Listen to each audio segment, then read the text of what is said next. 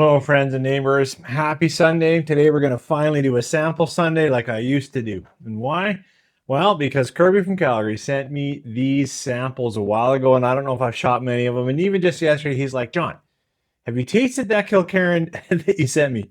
Or maybe he was saying, have I tasted 2025? And I haven't. But I took it like, get on it, John. And so this is the 2024 edition of Kilkerran 16. And I had captured my bottle of the 2022 edition. So I'll compare the two. They have been resting over the 16 minutes, so they have been breathing.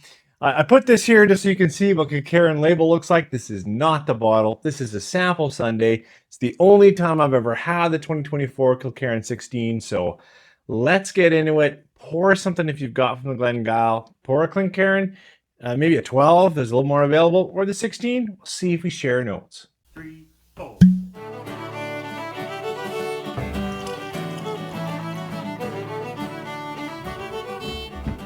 As I said in the opener, it's samples. I have never had this. Now, I have had this, but it's been a while. I've captured that like a couple of years ago, kind of when I had it. You know, I'll give you a bottle shot of the Kilkerran 8. Just please know, this is not the bottle we're talking about today. But, you know, it's nice to see the label design and recognize, right, Kilkerran from the Glengyle Distillery. I've seen that on the shelves. That's the only reason why this bottle is up here, a little bit of eye candy. So I want to get into this. Now, my understanding of the 2024 versus 2022 is the casking is quite different. Of course, these are, as all whiskey should be, natural color, non-chill filtered. Or at least most whiskey should be that way. We can get into that debate later. I think the casks on the 2024 are different. Tell me below if I'm wrong. I believe it's sherry, bourbon, but there's about a 10% ex-rum.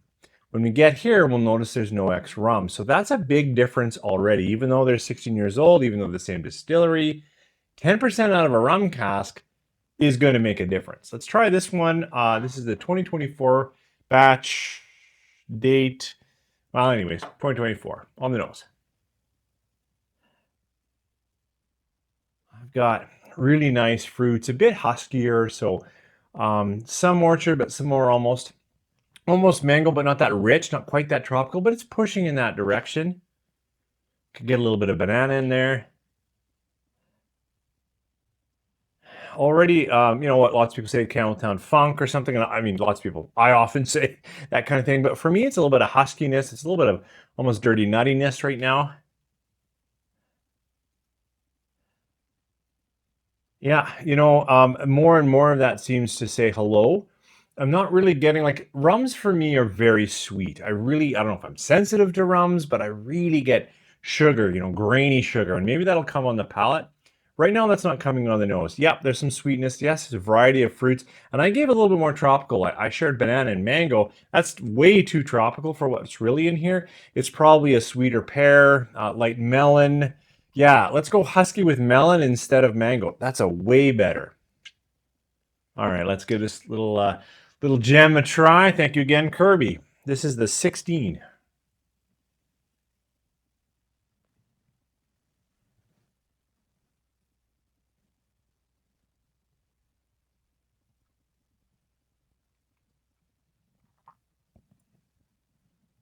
That's really nice.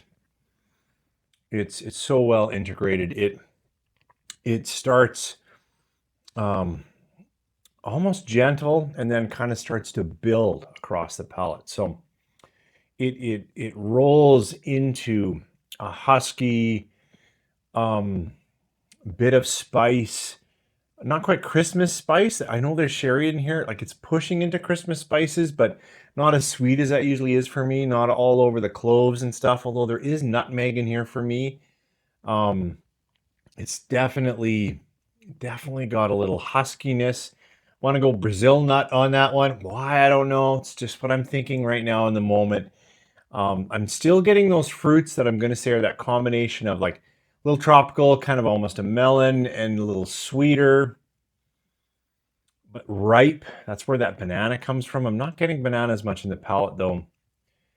I'm really not getting as much sherry as I expected. I'm getting vanillins from maybe the ex-bourbon. I'm getting a little bit of toffee, but it's all that huskiness, bit of sweetness, lots and lots of character.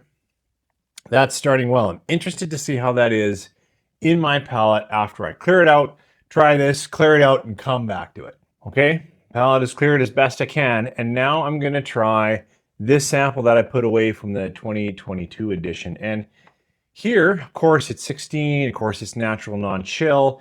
But I believe we only have ex-bourbon and ex-sherry, and more ex-bourbon than ex-sherry. I can't remember the percentages, but is it 70-30? It's got to be close to that. Let's try this 2022 Kilkerran 16 nose and palate. Oh, wow. This is not my early nose that I did. Like I just poured it out for the short, kind of the teas. Now this is popping fruits. I'm actually getting some sherries in here. Just a little bit of light berry. And I'm getting less of that funk that I was getting on this. Yeah, this right now is dusty and husky in my nose. This now, like, how wild is that? It's just been sitting by now, maybe 20 minutes. Absolutely. I'm getting more almond, less whatever that was. I'm getting stone fruits, getting like almost like an apricot. Yep. It's just that's where I am right now. Well, let's try this on the palate. That was interesting. Sancha.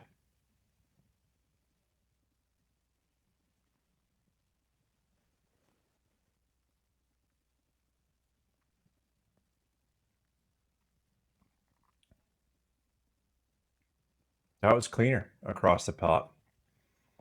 That still had some nice oils in the mouthfeel. That was sherry and ex-bourbon and a little bit of peppering. It didn't have right now the complexity which I expected. It's got a little bitterness on the back end. It's got a little bit of charred oak. It's got a little bit of unsweetened coffee, not cocoa. It's got a little bit of espresso. I need another sip of that. Sancha.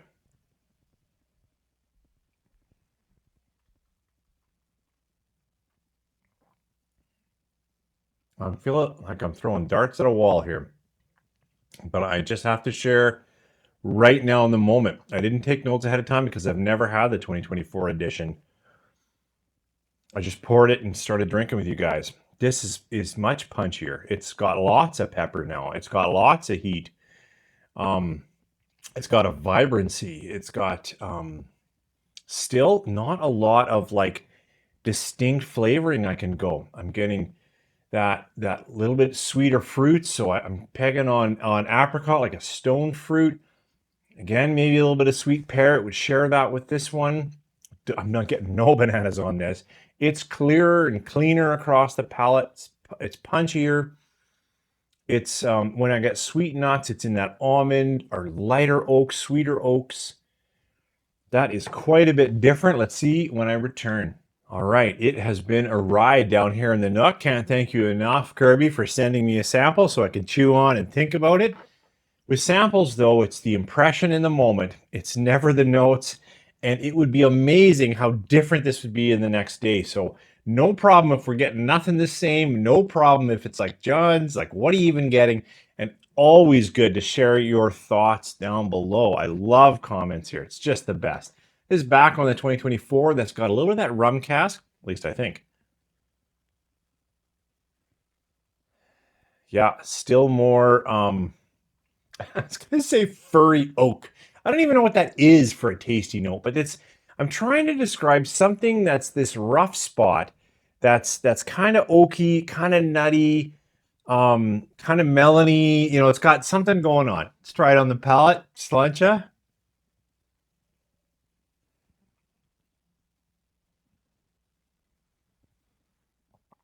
I have to say this one's creamier across the palate. It's not as punchy. It's not as harsh. There is peppers now as I talk to you. There is complex things going on. But that sweetness from rum, I'm guessing, if it's there, it's like it takes the floor, moves the whole thing up just a little bit.